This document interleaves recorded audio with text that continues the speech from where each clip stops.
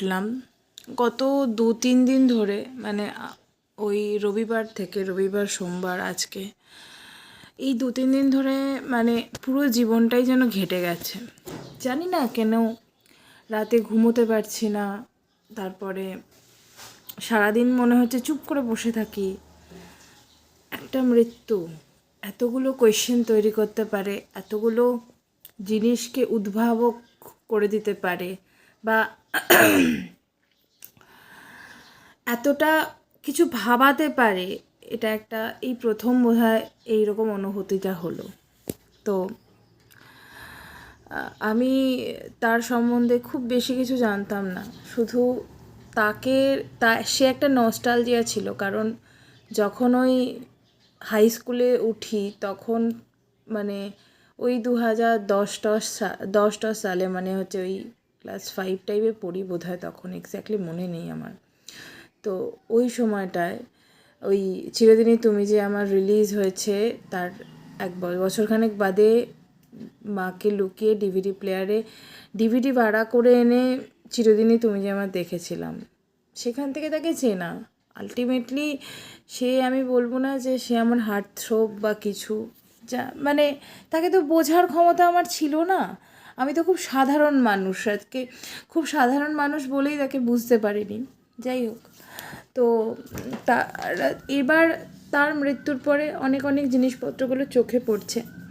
তার মধ্যে থেকে তার লেখা একটা লেখা, তার প্রথম বোধহয় আর্টিস্ট ফোরামে বেরিয়েছিল। এক্স্যাক্টলি সালটা আমি ঠিক জানি না, এবং সেটা আমি জানতামও না, কারণ আমি এটাকে জাস্ট এই যে এত কথাগুলোর মধ্যে মানে আর কি শুনে সেটাকে সার্চ করে পড়েছি। বান্ধবীরা, একটা শিল্পীর কতটা দূরদর্শিতা থাকলে তিনি তার নিজের মৃত্যু নিয়ে ভাবতে পারে, তার নিজের এত নিপুণভাবে তার মৃত্যুর ডিসক্রিপশন করতে পারে।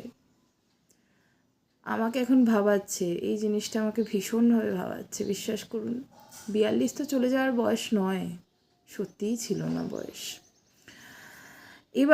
এবার আসি হচ্ছে দ্বিতীয় প্রসঙ্গ হচ্ছে মৃত্যুর কারণ আমরা জানতে চাই। আমাদের এই যে একটা দায়িত্ববান, যদি আমরা অডিয়েন্স হই, আমরা দায়িত্ববান নাগরিক হই, আমরা জানতে চাই মৃত্যুর কারণ। আমি তাকে আমার প্রথম চেনা চিরদিনই তুমি যে আমার থ্রুতে, কিন্তু তার দূরদর্শিতা, তার ইন্টেলেকচুয়ালিটি, তার লেখা, তিনি যে এত ভালো একজন লেখক, এই সম্বন্ধে আমার জানা শুরু হচ্ছে সহজ কথা থেকে। তার পডকাস্টগুলো অত্যন্ত গুণমানের। আজকে চারদিকে তো শুধু ওই খুললেই হচ্ছে আমার সাথে ঘটা ভৌতিক ঘটনা, অলৌকিক ঘটনা, কিন্তু তার পডকাস্টগুলো এত রুচিপূর্ণ এবং এত সুন্দর। তাকে আমি তখন থেকে আর কি তার প্রতি আমার ভাবনা চিন্তা বদলে যায়। এবার আমার আরও কিছু কোয়েশ্চেন, বলতে পারেন দায়িত্ববান নাগরিক হিসাবে। আমার প্রোফাইলে তো রিচ নেই, আমি জানি না কীভাবে ব্যক্ত করতে হয়, কোনোদিন কারোর জন্য করিনি, বিশ্বাস করুন। পাতি আমি একজন অডিয়েন্স।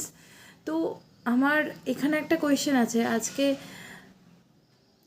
এই ঘটনাটার জন্য কারা দায়ী এবং কেন দায়ী, এই তদন্তটা খুব যুদ্ধকালীন পরিস্থিতিতে হওয়া উচিত। এবং আমি মনে করি যে প্রত্যেকে এই কেয়ারলেসনেসের জন্য যারা দায়ী, প্রত্যেকে শাস্তি পায়। আজকে একটা শিল্পীর থেকে বড় কথা এটা, আমি এই যে আজকে সরব হচ্ছেন যারা টলিউডের কলাকুশলীরা, তারা সরব হয়ে বলছেন যে লাইফের জন্য কোনো বাজেট হয় না আমাদের এখানে। আজকে কেন বলছেন? একটা অ্যাক্সিডেন্ট হয়ে যাওয়ার পর আপনারা কেন বলছেন? আপনারা যদি সবাই মিলে জোটবদ্ধ হয়ে কাজ করব না, সিকিউরিটি না দিলে কাজ করব না, এইটুকু শির দ্বারা সোজা রাখতেন, তাহলে হয়তো এই মানুষটাকে এইভাবে চলে যেতে হতো না। আজকে আমি বা আমরা যাই বলুন না কেন, যে অভয়ার জন্য উই ওয়ান্ট জাস্টিস আমরা বলেছিলাম, আজকে এই ক্ষেত্রেও আমরা বলছি যে একটা নিরপেক্ষ এবং যুদ্ধকালীন পরিস্থিতিতে তদন্ত হোক, এবং এবং ফার্দার যাতে এই ঘটনা না ঘটে, সেটা তো এটা শুধুমাত্র যে আর্টিস্টের সঙ্গে ঘটবে এরকম ব্যাপারটা নয়, টেকনিশিয়ানদের সাথেও হতে পারে। তার জন্য পূর্ণ ইন্স্যুরেন্স, পূর্ণ লাইফ সিকিউরিটির ব্যবস্থা করতে হবে। শুধুমাত্র কিছু বাজেট কাটিংয়ের জন্য এরকম কিছু করলে আর হবে না। এটা আমাদের সবার ডিমান্ড। আমি জানি না এটা কার কাছে পৌঁছবে ভিডিওটা, কিন্তু এটা আমার ডিমান্ড। আমি চাই এবং আমি হয়তো এটা অনেকে বলবে যে অনেক ফ্যান ফলোয়ার্সরা তাদের বাড়ির সামনে গিয়ে না ভিড় করেছিল। বিশ্বাস করুন, এই নাটকটা আমি করতে পারবো না। আজকে যারা গেছে, আমি তাদেরকে, সে বলিউড টলিউড ঢলিউড যাই হোক না কেন, তারা যে বড় মাপেরই হোক, এই যে তারা গেছে, ওটা শুধু গেছে কাঁদছে।